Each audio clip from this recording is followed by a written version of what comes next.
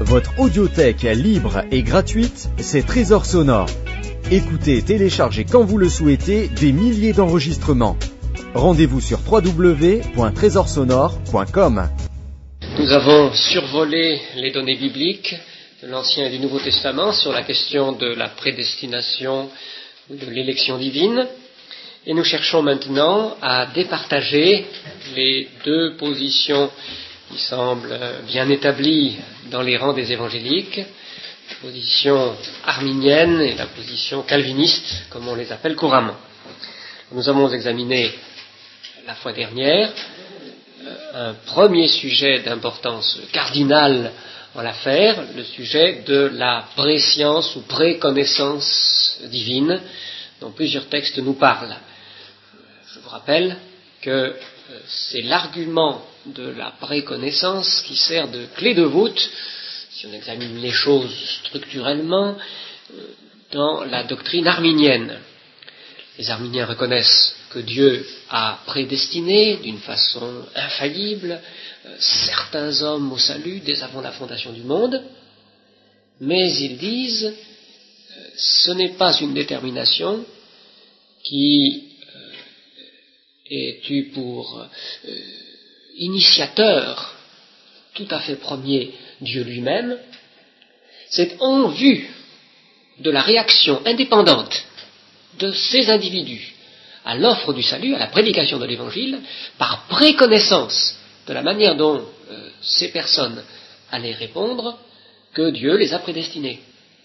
De telle sorte que ce qui est premier dans l'ordre logique, c'est la décision que ces hommes, ces individus, hommes et femmes bien sûr, prennent, et la prédestination ne se situe que chronologiquement dans un temps antérieur grâce à la préconnaissance.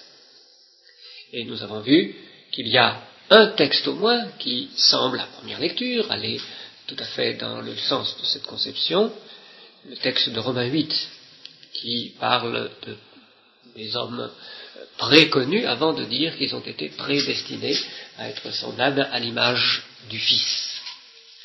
Nous avons examiné le dossier biblique de la question la fois dernière.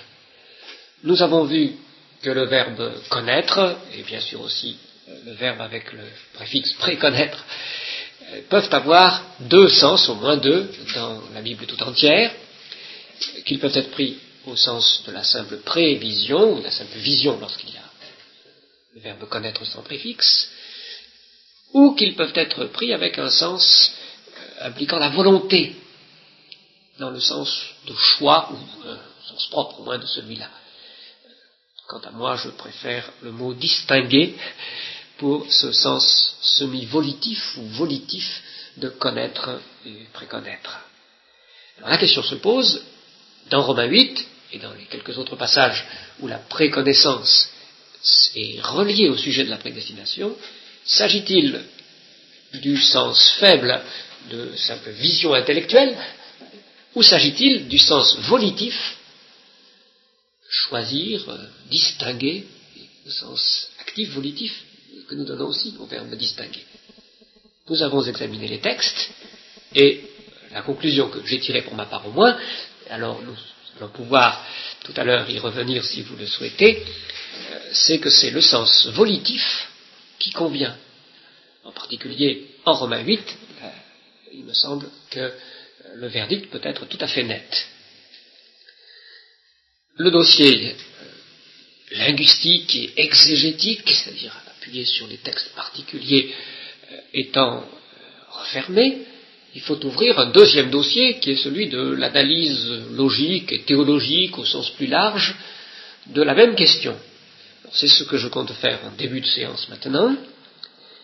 Ensuite, nous allons pouvoir avoir les échanges que vous souhaiterez.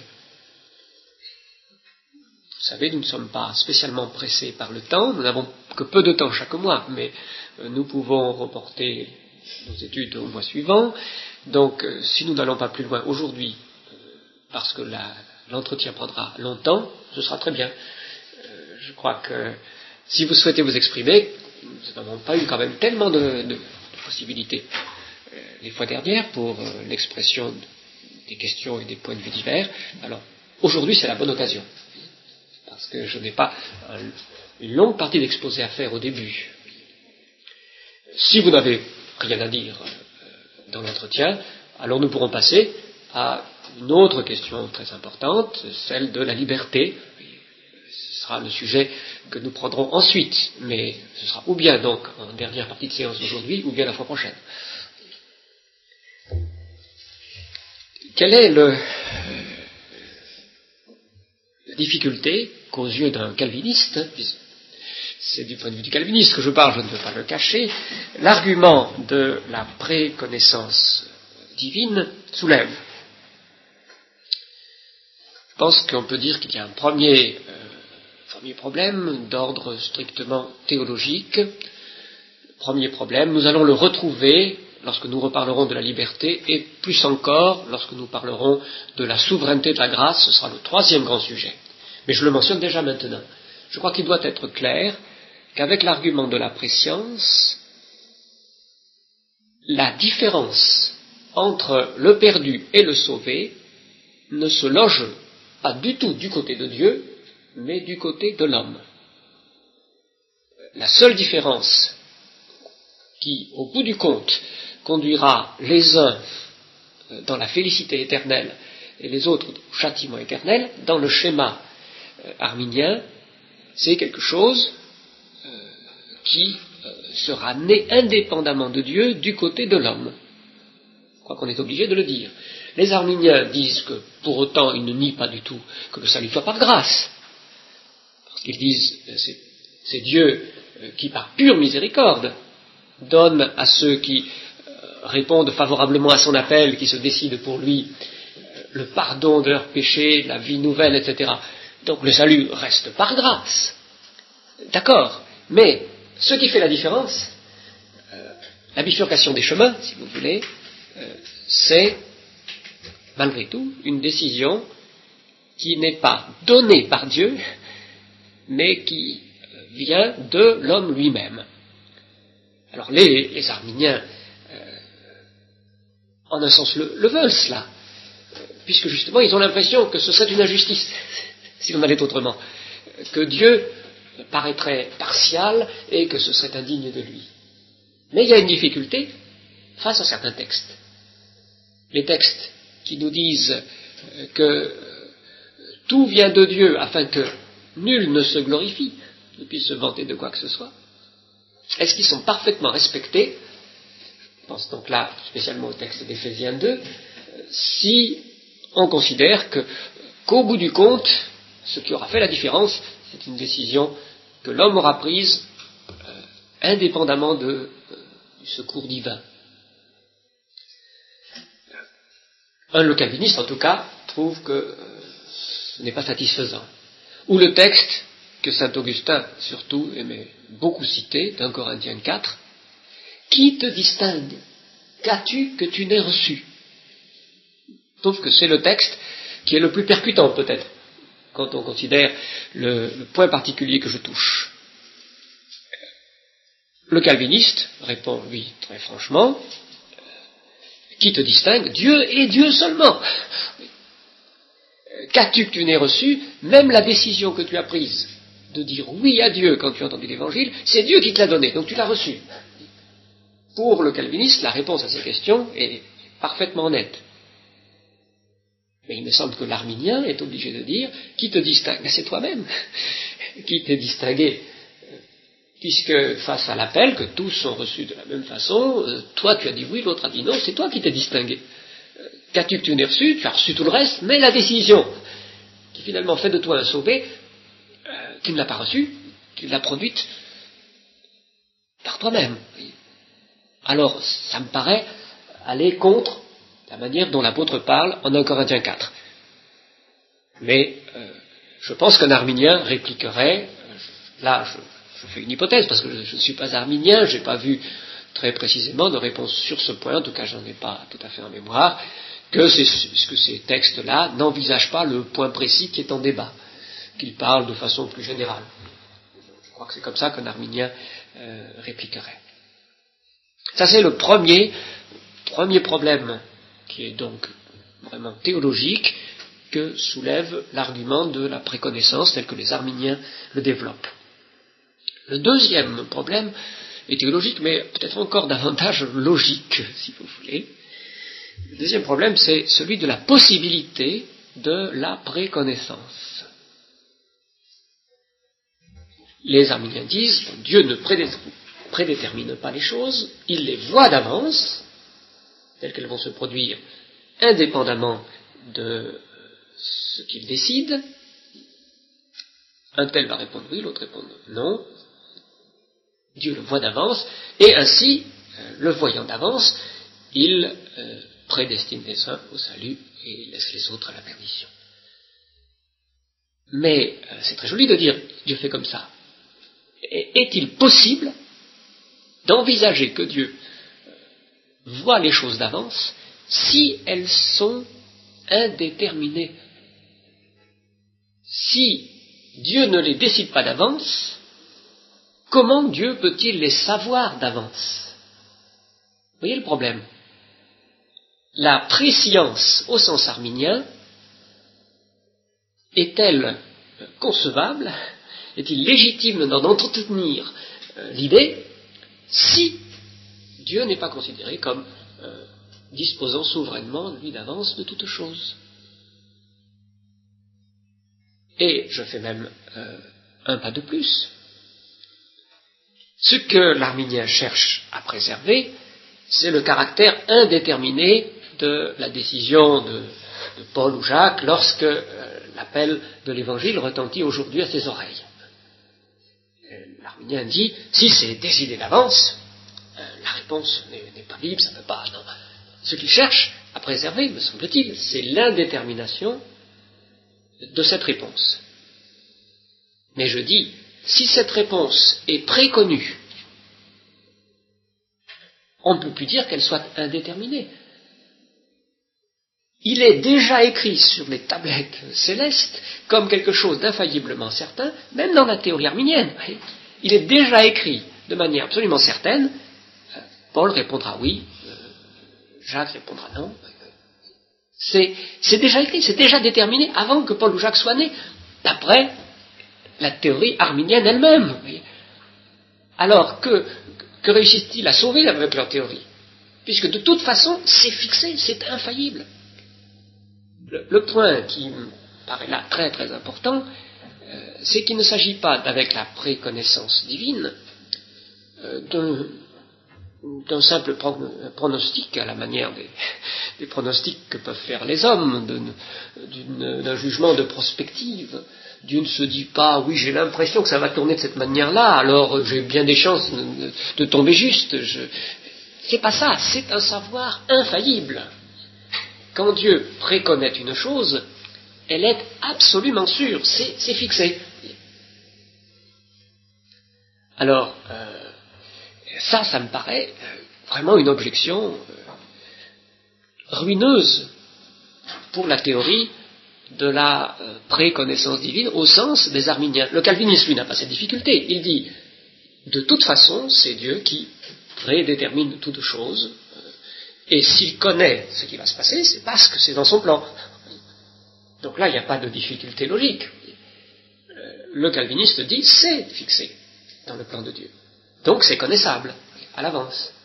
Mais l'arminien ne veut pas que ce soit fixé en un sens, et pourtant, en disant que c'est préconnu d'une façon infaillible, il le considère également fixé. Et il y a là, me semble-t-il, une contradiction. Alors ça n'a pas échappé à tous les arminiens. Et il me semble qu'on peut dire qu'en gros, il y a eu trois stratégies qui ont été adoptées face à cette difficulté que je viens de vous exposer. Je pense que tout le monde saisit bien donc ce qui est en cause. Trois stratégies, mais elles me paraissent également ruineuses. Toutes les trois, j'admets que la troisième, c'est celle qui est la moins ruineuse, parce que c'est aussi la moins ambitieuse, comme nous allons le voir. Mais je vous les présente donc toutes les trois. Je vous les annonce déjà d'avance pour que vous sachiez où nous allons. La première essaye d'échapper à l'impasse par l'éternité. La deuxième essaye d'échapper à l'impasse en niant la préscience. Et la troisième se réfugie dans l'obscurité du mystère. Alors la première, donc, c'est celle qui a peut-être la plus belle allure, du point de vue de la théologie évangélique en général. Mais je dirais quand même qu'elle est ruineuse. C'est celle qui consiste à dire oui, bien sûr, la préconnaissance à nos yeux, c'est quelque chose de fixé avant que la chose se produise, mais pour Dieu, les choses ne sont pas comme ça, le temps n'existe pas pour Dieu, Dieu voit toutes choses, le temps ne s'écoule pas pour lui, donc il le voit dans un éternel présent, et le problème donc ne se pose pas. Voilà, en gros, comment certains théologiens ont essayé de répondre à l'argumentation développée. C'est le cas par exemple de Godet. Godet, commentateur du Nouveau Testament, de la fin du siècle dernier à Neuchâtel. Mais il y en a eu d'autres aussi comme ça. C'est une solution, disons, entre guillemets, tentante, parce que il est très, très noble d'en appeler à l'éternité, et on peut se dire, oui, de toute façon, nous n'en savons pas grand-chose, alors c'est un peu tout est possible là, dans ce domaine de l'éternité. Mais je dis que la solution est ruineuse, parce que ce qu'elle implique, si on la prend au sérieux, c'est le refus de la réalité, ou la dénégation de la réalité du temps et de la succession temporelle. Si on dit oui, mais pour Dieu, ce n'est pas avant, Dieu surplombe tout d'une éternité qui est pur présent. Qu'est-ce que ça veut dire, si on pèse vraiment le sens des mots? Ça ne peut vouloir dire, en tout cas c'est ce que je plaide dans le débat, de vouloir dire que le temps n'est plus qu'une illusion d'optique qui nous égare, nous les créatures. Nous avons l'impression que les choses se succèdent, qu'il y a un avant et un après, mais que ce n'est pas la vraie réalité des choses. En effet, c'est là le point vraiment crucial. Y a-t-il succession dans un sens réel, ultime, ou non? Si on dit que Dieu ne voit pas les choses comme se succédant, puisque Dieu voit les choses telles qu'elles sont dans la vérité de leur être. Le point de vue de Dieu, c'est la vérité. Si on fait un contraste entre la manière dont Dieu voit les choses et nous, en disant pour lui il n'y a pas de succession, ça veut dire que la succession, en fait, ce n'est qu'une façon de voir trompeuse dont les créatures sont victimes, mais qui ne correspond pas à l'ultime réalité des choses. C'est une négation de la réalité ultime de la succession temporelle, si vous voulez. Alors on peut plaider ce dossier. On peut dire, oui, le temps finalement n'est qu'une catégorie de notre subjectivité. On pourrait même invoquer le témoignage de certains philosophes dans ce sens. La relativité qui est oui, ça, je pense que ce serait beaucoup plus délicat, parce qu'est-ce que ça veut dire vraiment ça? D'après ce que j'ai lu, après la première divulgation des théories d'Einstein, alors certains philosophes se sont beaucoup excités, ont pensé que ça révolutionnait les approches philosophiques du problème, et puis après ça, on s'est rendu compte que ce n'était pas légitime. Voilà ce que j'ai lu. Moi, je ne suis pas expert en physique relativiste, mais déjà très anciennement, Kant, par exemple, nie que le temps soit dans les choses, soit dans le monde. C'est une forme, a priori, de notre sensibilité. C'est comme un écran de radar que nous construisons, et le temps n'est pas dans les choses. Alors, c'est quelque chose, c'est une thèse que l'on peut plaider.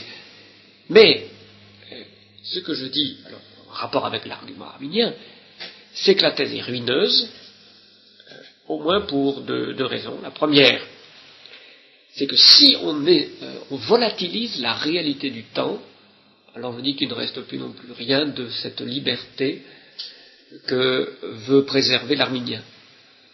Si la succession du temps n'est qu'une illusion d'optique, en dernière analyse, alors que signifient les décisions que je prends?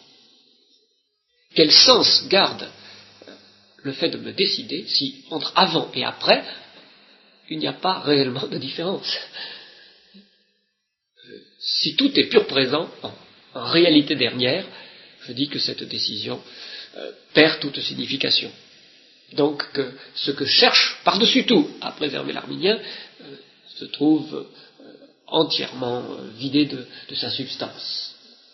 Et je dis alors ensuite que cela est ruineux, parce que ça n'a pas de fondement biblique. Cette fois, ce n'est plus du point de vue de la stricte logique, mais c'est du point de vue alors de l'autorité que nous voulons invoquer.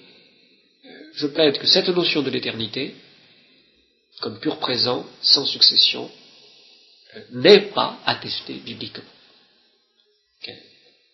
Que je peux mettre au défi quelqu'un de montrer que c'est là une notion biblique. C'est une notion qui vient de la philosophie grecque. Ah, c'est celle de Platon, c'est sûr. Mais est-elle biblique? Beaucoup de gens l'ont admis, mais personne jusqu'à présent ne l'a démontré. Et pour ma part, j'ai été très, très marqué, je l'avoue, dans l'étude de cette question par le livre de Kuhlmann, qui n'est pas un évangélique, mais un critique assez conservateur, disons, dans son livre Christ et le temps, où il a attaqué très durement la thèse de l'éternité comme pur présent, en disant mais c'est pas du tout dans la Bible. Et puis, en effet, je dis que nulle part on en trouve de preuves bibliques. Au contraire, la réalité du temps est considérée comme bigrement importante dans toute la vision biblique des choses.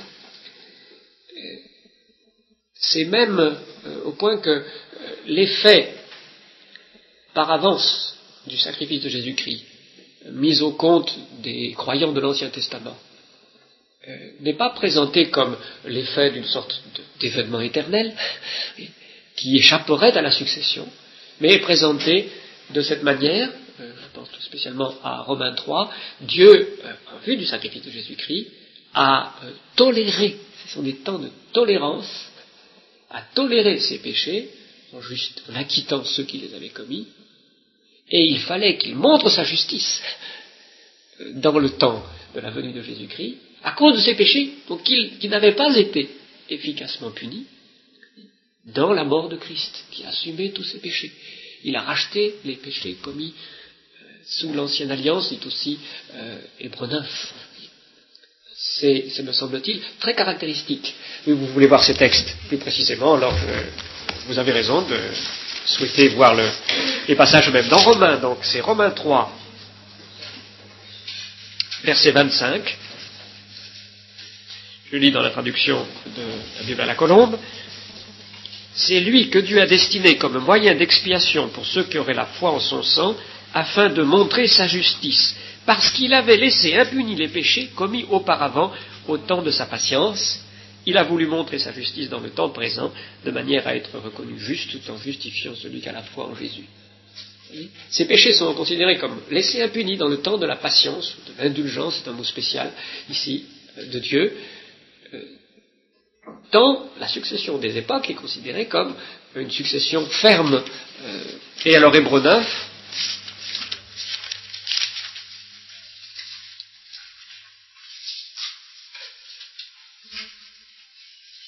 c'est verset 15. Voilà pourquoi il est le médiateur d'une nouvelle alliance, afin qu'une mort ayant eu lieu pour le rachat des transgressions commises sous la première alliance, ceux qui sont appelés reçoivent la promesse de l'héritage éternel. Donc les transgressions commises sous l'ancienne alliance n'avaient pas été effacées par tous les sacrifices d'animaux. Le sang des taureaux et des boucs, dit le même chapitre, est incapable d'effacer les péchés. Donc ces péchés, Dieu avait pardonné à ceux qui avaient mis leur foi en lui. Mais ces péchés étaient toujours là. Dieu il n'était pas encore racheté, et il fallait attendre la venue de Jésus-Christ pour qu'il soit racheté. Puisque je souligne ces points, je pense que je peux encore mentionner un texte à la fin d'Osée sur le péché d'Osée qui est mis en réserve. Osée 13, verset 12. La faute d'Éphraïm est gardée, son péché est mis en réserve. Alors je cite ces quelques passages pour montrer à quel point, pour la Bible, il est impossible de renverser l'ordre des temps. À quel point la succession des époques garde validité. Et tout spécialement contre ce malentendu que j'ai déjà eu l'occasion de dénoncer dans notre cercle, donc je ne vais pas y revenir très longuement, contre ce malentendu qui croit que le sacrifice de Jésus-Christ est considéré comme éternel. C'est un malentendu sur la base du texte de l'Apocalypse, mal lu, de l'agneau immolé depuis la fondation du monde. Certains disent, voilà, il est immolé depuis la fondation du monde, donc l'immolation est un événement éternel qui échappe au temps, qui est pur présent. Pour retrouver cette même idée. Mais je vous l'ai montré dans l'Apocalypse, depuis la fondation du monde se réfère non pas à l'immolation, mais à l'inscription dans le livre de vie. Ceux qui sont inscrits dans le livre de l'agneau immolé, virgule, depuis la fondation du monde.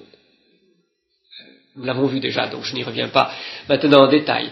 Mais, donc en ce qui concerne cette première façon de s'en tirer, en disant c'est l'éternité, je dis non, ça ne joue pas.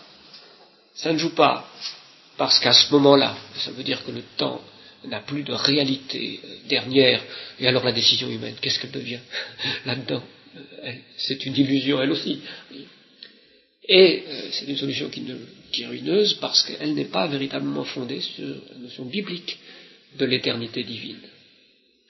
La succession des temps compte pour Dieu, d'après le témoignage de l'Écriture, et Dieu prédit dans le temps, c'est dit avant, fixé par des prophéties, des prédictions qui peuvent même impliquer telle personne, individu particulier, Judas par exemple. Dieu le prédit longtemps à l'avance, avant que celui-ci soit né, cela est fixé. Donc on ne peut pas s'en tirer de cette première façon. Deuxième façon, alors de s'en tirer, c'est celle qui expulse l'idée de préscience. En un sens, je trouve que ceux qui en viennent là sont les plus lucides, du point de vue logique au moins. Ils ont saisi ce que j'ai essayé de dire il y a quelques instants, savoir que logiquement ça ne tient pas, que Dieu ne peut pas préconnaître des choses qui ne se sont pas encore produites et qui sont indépendantes de lui, qui sont indéterminées. Elles ne sont pas connaissables. Eh bien, certains le reconnaissent, dans le camp arminien, si vous voulez. Alors ils disent, bon, eh bien, renonçons radicalement à cette idée de la préscience. Ce n'est pas la doctrine officielle des théologiens arminiens, aucun d'entre eux, à ma connaissance, n'est allé dans ce sens, mais c'est ce qu'ont dit deux hommes avec un assez grand retentissement dans les médias contemporains, deux hommes fort sympathiques l'un et l'autre, qui sont venus comme au secours des évangéliques dans leurs témoignages. Et alors, il vaut la peine, je crois, de s'arrêter un instant sur leur cas. Ces deux hommes sont Maurice Clavel, qui est mort maintenant, prématurément d'ailleurs, et Pierre Chaudu.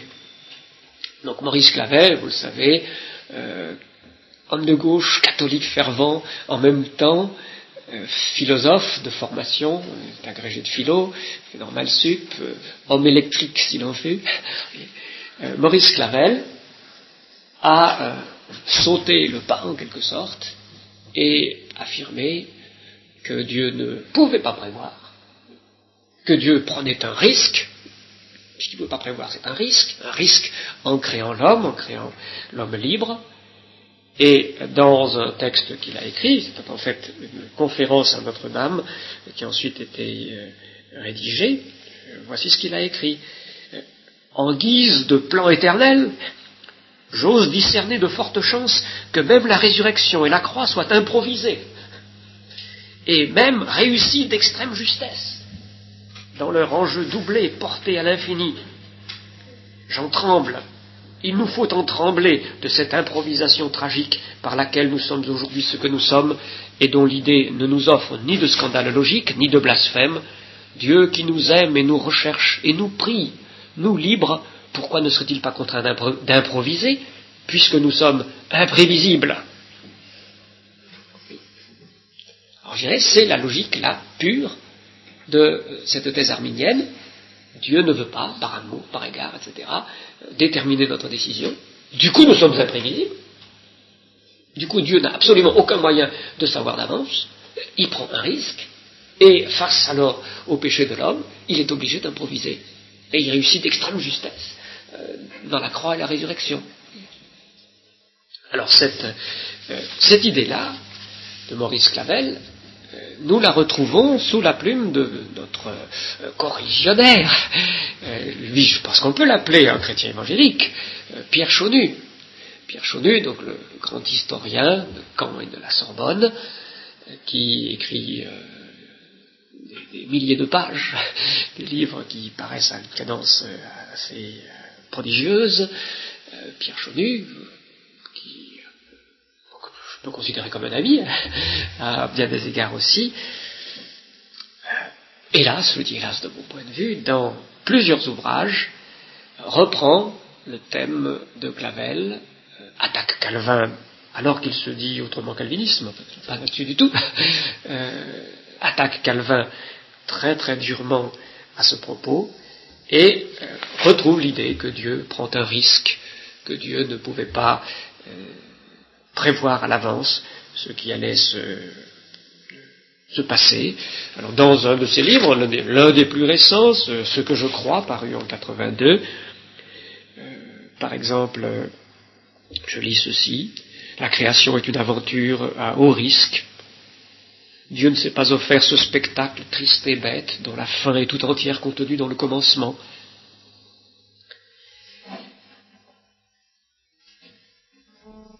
Il faut donc bien comprendre que la création est un processus évolutif à haut risque.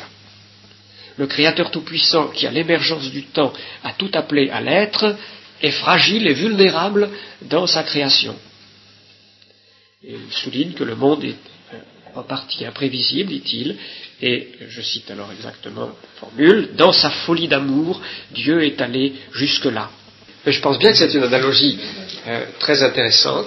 Alors, je pense qu'on va pouvoir prendre ce point que Jacques soulève, mais auparavant, j'essaie de repérer quels sont les arguments de Chaunu.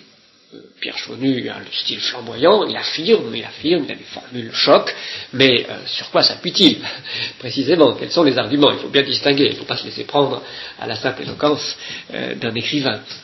Alors sur quoi s'appuie-t-il? Il me semble qu'il s'appuie essentiellement sur deux considérations. Alors, je sais que parmi vous certains ont lu les livres de Chaunu, donc vous pourrez dire si vous voyez encore autre chose. Mais je vois pour ma part deux choses. D'une part, cette idée que nous venons de voir exprimer, que la création serait finalement sans intérêt pour Dieu, si elle était toute programmée, si l'histoire du monde se déroulait selon son plan préétabli, alors ce serait triste et bête, ça n'aurait finalement aucune valeur. Voilà, je pense, son premier argument, qui est peut-être de nature esthétique, qu'il met en avant. Et le deuxième argument, alors, est un argument qui se veut biblique. L'argument qu'il tire de Genèse 1. Il démarre, pour dire tout ce que je viens d'évoquer, sur Genèse 1:3, Dieu vit que la lumière était bonne. Dieu vit la lumière, qu'elle était bonne. Et il dit, voyez, Dieu ne savait pas d'avance, au fond. Voilà, là, c'est moi qui commente, qui développe dans mon propre style, mais je crois que c'est là la pensée de Chaunu. Si la chose nous est dite comme ça, ça veut dire que Dieu ne pouvait pas être tout à fait sûr du produit de son acte créateur, qu'il avait pris un risque, et qu'il a été lui-même émerveillé de voir le résultat imprévisible de ce qui sortait. Et ainsi, pour tous les autres, Dieu vit que bon. Et alors, il voit en cela la consistance propre de la créature. C'est vraiment quelque chose d'autre que Dieu qui surgit devant Dieu, donc qui lui échappe en partie. À l'égard de quoi il est vulnérable, pour reprendre la même formule, qui est une altérité, quelque chose d'autre. Alors, devant Dieu, c'est pour ça qu'elle a du prix pour lui. Mais il appuie cela sur ce texte de Genèse 1, et il va très très fort en considérant que si on n'a pas vu ça dans Genèse 1, c'est qu'on a été victime de la philosophie. Ça a été le cas de Calvin par exemple, page 183 par exemple, il dit ou bien vous lirez comme beaucoup de docteurs, vous choisirez le sens aplati, raboté, philosophique de la Bible, ou bien vous la lirez comme elle est écrite. Il dit ça à propos donc de Genèse 1.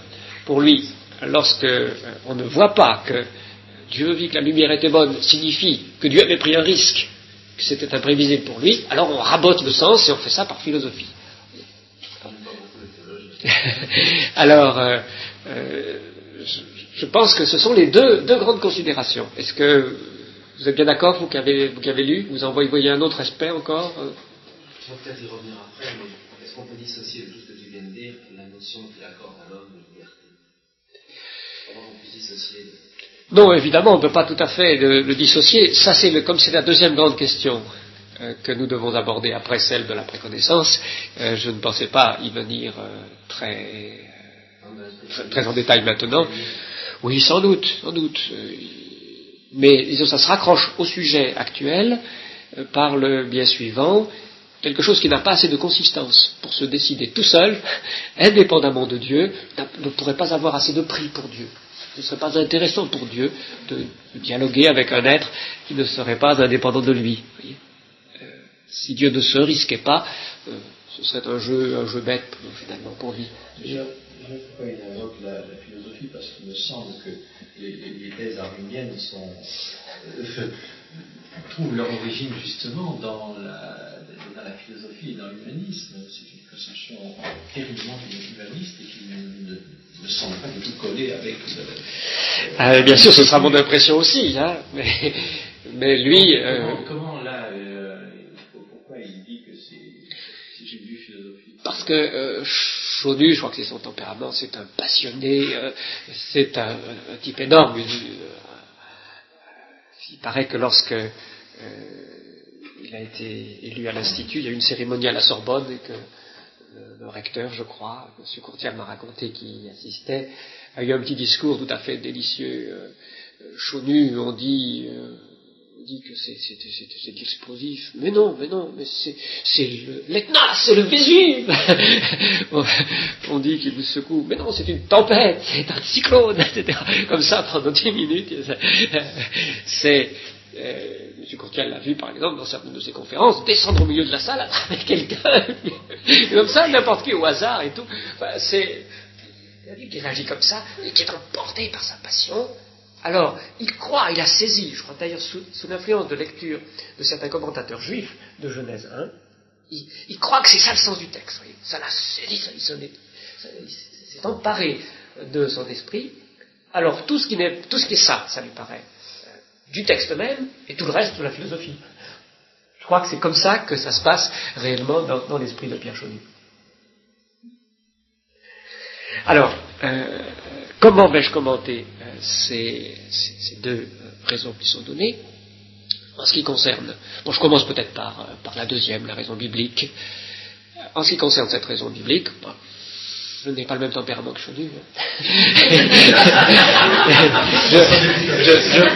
Je reste très très froid, certains me le reprochent parfois, c'est-à-dire bon, les textes. Qu'est-ce qui est dans le texte?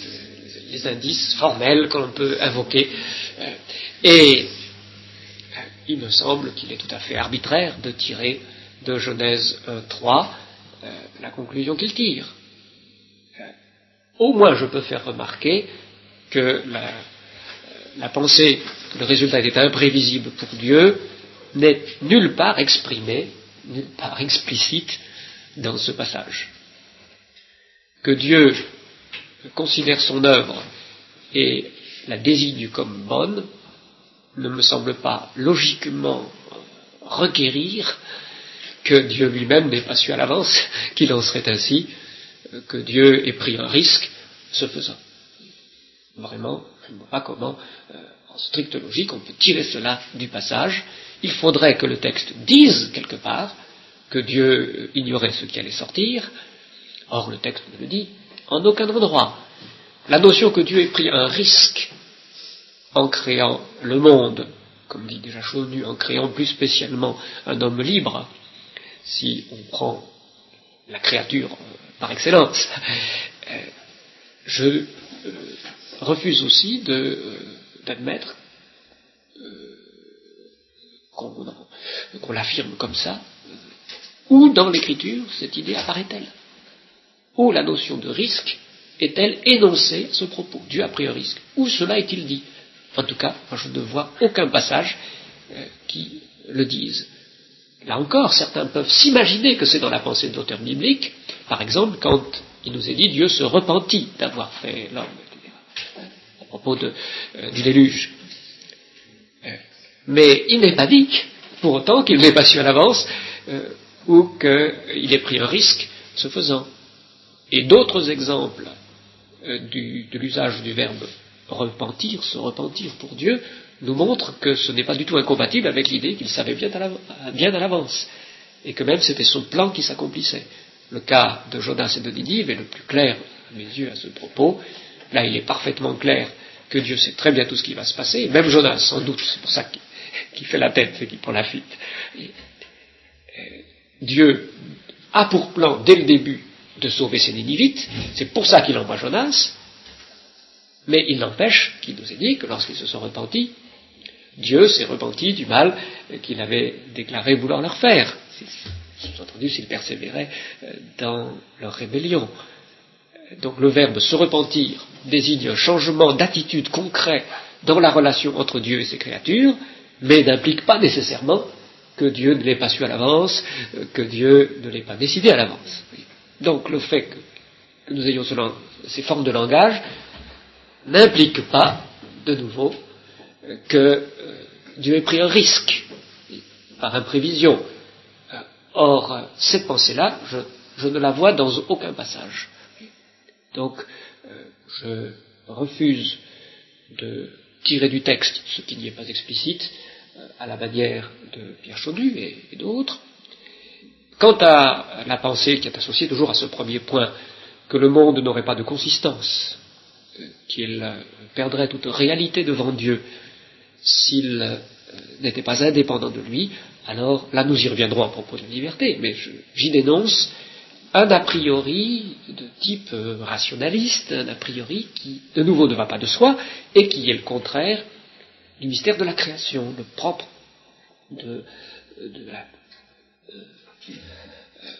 du pouvoir créateur de Dieu, c'est qu'il est capable de tirer de lui-même une réalité autre que lui-même, qui existe vraiment devant lui, sans cesser d'être dépendante de lui. Déclarer que pour qu'il y ait une consistance quelconque, il faut indépendance par rapport à Dieu, je dis que ça, c'est un décret que l'homme prend arbitrairement, et que, alors là, je vais peut-être trop loin pour aujourd'hui, c'est notre sujet déjà de la fois prochaine, mais qui me semble s'apparenter à l'illusion même du péché. Pour être quelqu'un, il faut que je sois indépendant de Dieu. Que je sois comme Dieu, donc indépendant.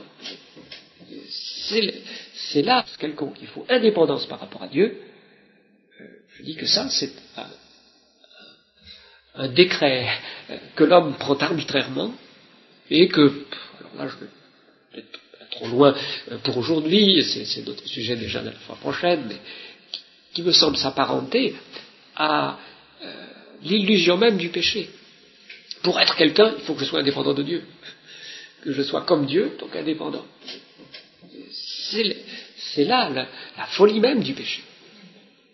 Donc je refuse cette logique. Alors en ce qui concerne l'autre pensée, que tout aurait été triste et bête si Dieu n'avait pas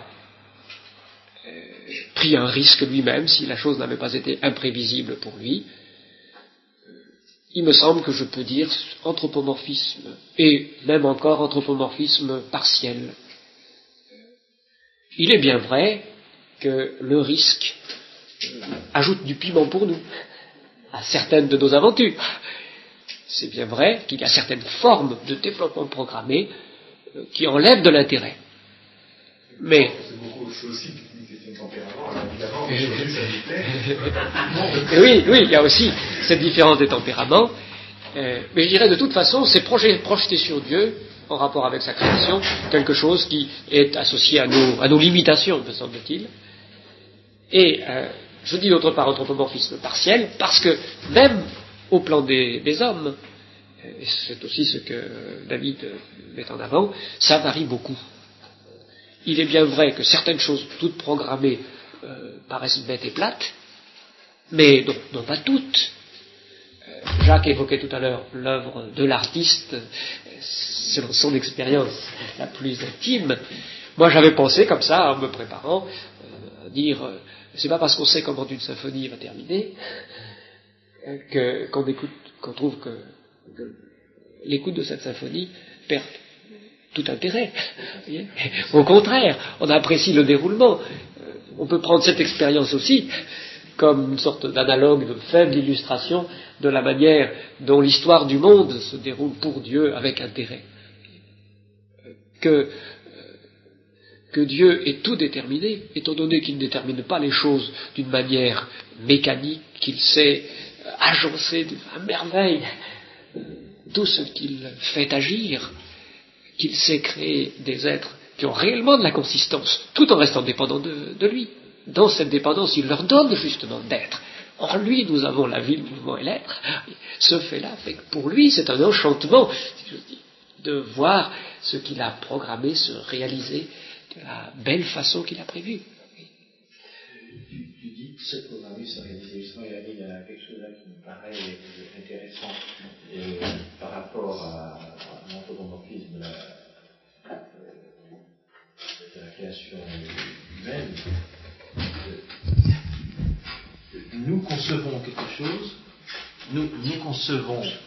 quelque chose, et puis nous prenons, disons dans notre tête, nous imaginons que c'est comme ça que ça va être, et puis il y a une sorte de vérification et de joie qui résulte de l'accomplissement, de la réalisation du faire, de ce qui est travaillé avec les mains. Les deux se rencontrent, et dans cette rencontre des deux, dans cet accomplissement, que nous trouvons une joie, une délectation, si bien que ce qui est programmé, en fait, nous ne savons pas si c'est exactement ce qui est réalisé, nous sommes incapables de le dire. Je ne crois pas qu'on puisse jamais le dire à propos d'une œuvre humaine, que je crois que c'est Braque qui disait ça, moi mes tableaux, ils sont tout faits, et au fond, j'utilise les pinceaux comme une brosse et je dépoussière en quelque sorte les choses. Alors, je ne crois pas que ce soit comme ça. Et alors, pour Dieu, où la parole est action, je me demande comment ça se passe, et quelle part d'inconnu, c'est cette notion de risque-là qui pour moi n'est pas résolue. Et alors la question que je voulais te poser, je ne sais pas si elle est dans l'axe de notre réflexion aujourd'hui, c'est celle de l'herméneutique. Tu pars d'où pour parler, pour penser? Tu nous dis que tu es attaché au texte, à ce que le texte dit, tu ne te laisses pas emporter par les bouillonnements de l'imagination. Alors, quand tu fais l'exégèse des repentirs de Dieu, tu dis, c'est pas comme ça qu'il faut le comprendre. Mais est-ce de tes d'idées générales que tu pars, ou est-ce des mots du texte, de la parole de Dieu? Comment ça fonctionne? Comment est-ce que tu fonctionnes pour nous tenir un discours qui ne soit pas philosophique et fait de la sagesse humaine, mais qui retrouve la vérité de ce que Dieu dit? Là, évidemment, c'est un très grand sujet que tu soulèves. On pourrait peut-être le programmer pour ce qui viendra après les études sur la prédestination et l'élection. Très brièvement, je dirais que ce que j'ai fait observer, c'est qu'il n'y a rien d'explicite dans le texte, et je pense qu'un Chonu devrait le reconnaître, qui disent que Dieu a pris un risque dans ces passages, que c'est toujours quelque chose qui glisse en plus de ce qui est exprimé. Alors que ce que je fais remarquer se tient à ce qui est exprimé. Dieu a changé d'attitude, voilà ce que dit le texte. C'est tout ce qu'on a le droit d'en tirer. Mais je réponds plus largement à ta question en disant que l'herméneutique me semble avoir pour principe l'auto-présentation de l'écriture elle-même, qui est première. Le discours scripturaire global s'empare de mon esprit et m'éduque par la fréquentation que j'en fais à une lecture qui lui soit conforme par la vision du monde que peu à peu le discours biblique reconstruit en moi, de telle sorte que je vais... C'est incompatible avec la logique. Non, mais c'est une logique qui est une logique que l'écriture elle-même m'enseigne. J'apprends à penser en voyant comment les auteurs bibliques pensent. Une déduction, par exemple, est légitime parce que je vois que Jésus fait des déductions. Ce n'est pas, donc, en invoquant un principe extra-biblique, comme normatif, que je peux interpréter les textes. Donc tu soutiendrais qu'il n'y a qu'une logique, une seule, qui a son origine dans l'écriture sainte. Oui, je crois que je suis prêt à dire cela, que il n'y a qu'une logique valide, en dernier recours, c'est ce que l'écriture elle-même m'apprend comme règle de pensée, et ce que les hommes alors utilisent comme logique, sous la contrainte des réalités du monde de Dieu, qui sont faites selon la logique de Dieu, ce sont des versions plus ou moins déformées de cette logique. Alors dans la vie courante, je dis que la logique qu'on emploie est très proche de la logique divine, pour les affaires les plus élémentaires de la vie. Parce qu'on est bien forcé. Quelqu'un qui veut aller contre la logique de Dieu se bute tellement aux choses qu'il se fait mal. Et du coup, dire que la logique du sens commun n'est pas trop déformée. Mais alors, dans les philosophies, où les gens ne se heurtent plus aux choses, bâtissent à leur guise en quelque sorte, alors là, leur logique deviennent toutes tordues, toutes se corrompent. Tout à l'heure j'y pensais, j'ai l'occasion de le dire, quand Pierre Chonu dit c'est un spectacle triste et bête que ce monde sans risque, ça me fait tout à fait penser à la logique de Hegel. Hegel a dit, mais sans le négatif, le mal, tout serait fade, c'est l'expression qu'il a employée. Tout le déroulement du monde serait fade, donc le mal a un rôle positif. Et c'est ainsi qu'il a créé sa logique dialectique, où la contradiction, le mensonge, etc., ont un rôle positif. Le négatif a un rôle positif. Il fait avancer les choses. C'est ce qui a donné ensuite, chez Marx, qui est un hegelien, le rôle moteur de la lutte des classes, etc. Là, vous avez l'exemple d'une logique humaine qui tord les choses. Mais... donc j'espère avoir à peu près répondu à la question que tu posais. Alors, reste encore un point sur cet argument de Chonu et de Clavel, si vous voulez. Un point, c'est très simple. Dans l'écriture tout entière, il me semble que la préscience de Dieu est affirmée distinctement de la prédestination. La préconnaissance, qu'ils excusent totalement pour être logiques avec leur refus de la prédestination, cette préscience, elle est affirmée aussi.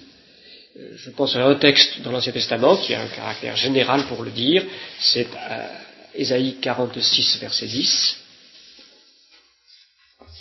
qui, dans la traduction de la Colombe, dit « J'annonce dès le commencement ce qui vient par la suite, et longtemps d'avance ce qui n'est pas encore accompli. » Voilà la caractéristique du vrai Dieu dans ce chapitre, qui s'oppose ainsi aux idoles, annonçant longtemps à l'avance. Bien sûr, il y a toutes les prophéties. Puis il y a les mots préscience dans les textes justement que nous avons étudiés la dernière fois. Acte 2, Romains 8, 1 Pierre 1. Donc il me semble que vraiment c'est une solution ruineuse, que cette deuxième tentative de solution où la préscience est niée purement et simplement.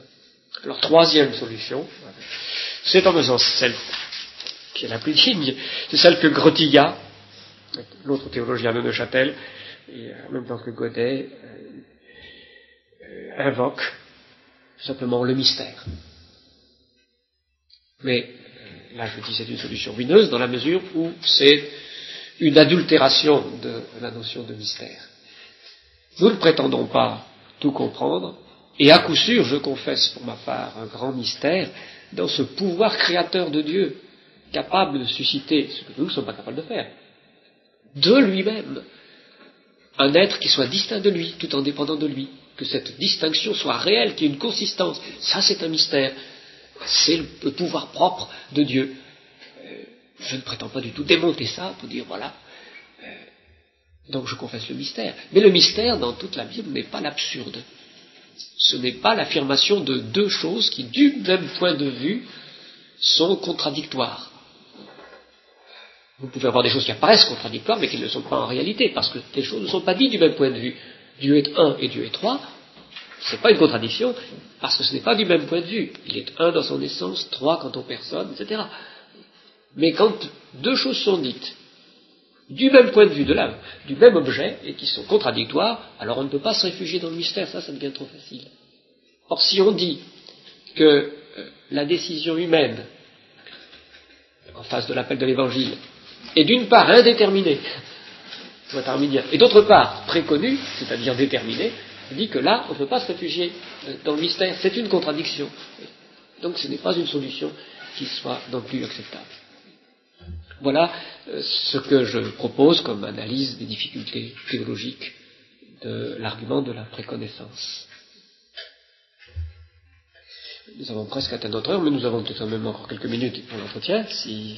J'aimerais revenir un peu sur la question argument de l'éternité. J'ai pas, c'est un argument, je l'avoue, qui me séduit assez. J'ai pas énormément réfléchi, donc ce que je dis n'est peut-être qu'un manque d'informations. J'ai pas été, à vrai dire, totalement convaincu par vos arguments contre cette théorie. Il me paraît pas a priori évident que cette doctrine nie nécessairement la réalité du temps, du moins pour l'homme. Il me semble, je reconnais effectivement que c'est pas dit explicitement dans la Bible, donc que c'est purement spéculatif et qu'on peut pas l'affirmer, mais seulement le proposer, que le temps fait partie de la création au même titre que la gravitation, que l'espace, enfin que toute la nature.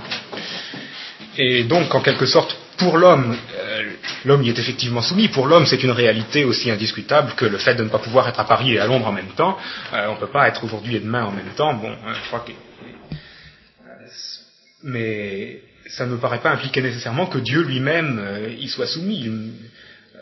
Je pense que l'argument me paraît être un peu de la même nature que celui de l'omniprésence de Dieu, et le fait que l'homme soit soumis aux distances, à l'espace, à 3 dimensions, ne pose pas de problème quant à l'omniprésence de Dieu, et je serais assez tenté d'autant plus je reprends les théories de la relativité, le temps ayant été considéré en quelque sorte comme une 4e dimension finalement de nature assez peu différente de celle de l'espace, que, on pourrait dire, de la même manière, l'homme est soumis au temps. Que David continue, il n'a peut-être pas achevé. Et par ailleurs, il me semble que vouloir justement, en quelque sorte, je l'ai peut-être mal compris, mais imposer le temps à Dieu en disant que Dieu lui-même se soumet au temps me paraît... moi personnellement, ça me choque de poser cette limitation à Dieu, ça me semble être une sorte de pouvoir supérieur, en quelque sorte indépendant, ou tout au moins limitant la personne même de Dieu. Si Dieu est également soumis au temps, ça me paraît être en quelque sorte une autre puissance. extérieure. Une succession là-dedans. Alors, je pense que je vais essayer de répondre, puis tu pourras intervenir encore, Jacques. Premier point que je voudrais souligner, c'est que je n'ai pas dit que Dieu est soumis au temps. J'évite de le dire très, très consciemment. Je ne considère pas que le temps soit une loi qui s'impose à Dieu comme lui étant quasiment supérieur, comme Chronos pouvait être supérieur au dieu de la Grèce. Je reconnais que Kuhlmann, qui m'a influencé, lui tente à cette position, et quand j'expose le sujet donc de l'éternité divine dans mes cours, je critique Kuhlmann sur ce point. Ce que j'ai voulu plaider, c'est que le temps a une réalité ultime aux yeux de Dieu même, qu'on ne peut pas résoudre la difficulté d'une fixation préalable à la décision en disant la succession n'a pas de sens pour Dieu, n'a pas de réalité pour Dieu. C'est ce point que j'ai essayé de mettre en avant. Alors maintenant, si vous me demandez comment la succession a réalité pour Dieu, j'esquisse seulement cela, de faire procéder la succession même du pouvoir d'agir divin. De telle sorte que ce n'est en aucune manière une sorte de loi qui lui serait extérieure et s'imposerait à lui, mais ce qui procède de Dieu comme agissant. C'est la distinction même entre concevoir et exécuter qui, à partir de Dieu, Dieu étant le Dieu agissant, pose la succession de l'avant et de l'après. Et cette succession dans l'éternité divine n'a pas ou en tout cas tous les mêmes caractères qu'elle revêt pour la créature dans le temps du monde. Donc je pense que vous avez simplifié la représentation que j'ai essayé de faire, et que si on accorde, c'est là le point crucial pour moi, que la succession temporelle est réelle, alors la thèse arminienne continue de souffrir de son impossibilité. La chose est déterminée avant d'être, donc elle est déterminée quand Pierre ou Paul ou Jacques entendent l'appel de l'Évangile. C'est ce point. Et alors je fais une deuxième grande remarque, et que je crois que l'erreur de certains arminiens en l'affaire, ceux qui choisissent cette première solution, et de pas mal d'autres, c'est de spatialiser le temps, de le traiter comme de l'espace, et de l'imaginer comme une espèce de surface que l'on survole, en disant, bon, eh bien, ça c'est en avant, c'est en loin devant, mais je suis plus haut, donc je le vois, comme ça. Je dirais, cette spatialisation du temps ne me paraît pas légitime. Ce qui n'est pas encore arrivé n'existe pas. Un point qui est éloigné dans l'espace, il existe. Le temps a un caractère radicalement autre que l'espace. Mais est-ce que vous venez de dire que vous ne le conceviez pas comme ça, mais est-ce qu'il y a argument biblique en faveur ou contre l'une ou l'autre des deux conceptions du temps? A priori, moi j'aurais plutôt tendance effectivement à voir le temps de l'autre manière, spatiale, mais est-ce que bibliquement on peut, sinon trancher, du moins avoir des indices en faveur de l'une ou l'autre conception? Il me semble que dans la mesure où le futur c'est ce qui n'est pas, on a un contraste qui n'est pas seulement biblique, mais qui est aussi biblique avec les choses qui sont éloignées dans l'espace, qui disons, interdit de faire une assimilation entre l'espace et le temps comme on le fait couramment. N'est-ce pas? Comment expliques-tu la donnée de Chonu, justement? C'est une de ses bases sur l'espace-temps. Le fait même que l'espace et le temps, alors un temps, une modalité particulière physique du temps cosmique, soit liés aux dimensions de l'espace, que les quatre composent un tout, dont il faut prendre les quatre paramètres dans les équations, ne signifie pas que le temps lui-même puisse être traité comme l'espace. Je crois que ça c'est une conséquence indue. Alors, je ne veux pas trop m'aventurer sur le terrain de la théorie de la relativité, parce que ce que j'ai pu lire, je lis en amateur ultra lointain, et donc je ne peux pas vraiment me prononcer. Mais je suis assez certain quand même que c'est avec aussi peu d'autorité que moi, et que je n'en ai, que certains ont essayé de tirer dans le sens de leur théorie du temps des conséquences de cette doctrine d'Einstein, et que la sagesse, c'est de laisser ça aux physiciens, disons, et de ne pas prétendre extrapoler en philosophie ou en théologie trop vite à partir de là. Mais est-ce que l'idée d'une nouvelle création dans la Bible et dans l'Apocalypse en particulier n'implique pas une continuité entre la première création, une certaine continuité du moins, entre la première création et la seconde création, si bien que et l'espace et le temps se trouveraient, enfin, et l'espace et le temps d'ici, et l'espace et le temps, entre guillemets, de l'au-delà, se rejoindraient. Comment ça, nous n'en savons rien, mais il n'y a pas une rupture, absolue. Et la résurrection de Jésus et le fait qu'il existe, qu'il est corporellement présent aujourd'hui dans les lieux célestes,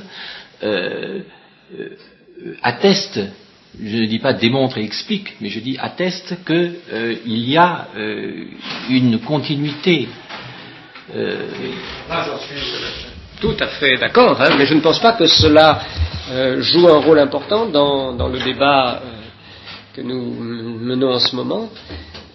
Le fait que l'âge à venir et le monde à venir soit en continuité avec les nôtres.